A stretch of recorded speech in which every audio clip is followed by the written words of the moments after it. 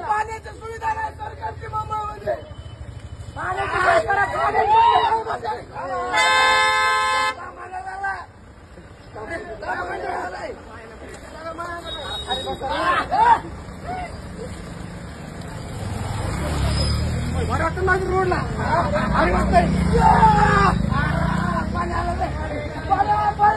तर म्हणजे हा व्हिडिओ तुम्ही पाहिलाय. अक्षरशः मुंबईच्या रस्त्यांवरती ही मंडळी आंघोळ करताना आपल्या नजरी पडतात.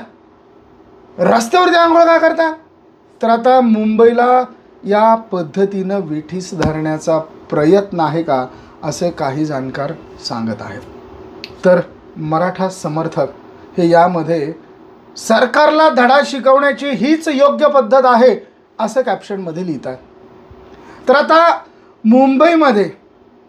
मुंबईमध्ये संपूर्ण महाराष्ट्रातून मोठ्या प्रमाणात मराठा समाज हा एकत्रित होता. मराठा आरक्षण लढ्याकरता मनोज जरांगे पाटील यांनी मुंबईतल्या आझाद मैदानावरती उपोषण सुरू केलं आहे. आज 3रा दिवस आहे आणि या उपोषणाच्या दरम्यान आता महाराष्ट्रातून मोठ्या संख्येने मराठा समाजातील बांधव हे मुंबईच्या दिशेने जातात, मुंबईत जातात आणि मुंबईत गेल्यानंतर अशा पद्धतीचे कृत्य हे बघायला मिळतात. अक्षरशः रस्त्यांवरती आंघोळ ही मंडळी मुंबईमध्ये करत आहेत. आता हे करत असताना त्यांनी सरकारवरती देखील आरोप केलेले आहेत. त्यांचं म्हणणं आहे की सार्वजनिक शौचालयाच्या कुलुपा लावून ठेवण्यात आलेल्या आहे, आम्हाला पाणीसुद्धा मिळू देत नाही आहेत आणि म्हणून आम्ही रस्त्यावरती अशा पद्धतीनं आंघोळी करतो आहे.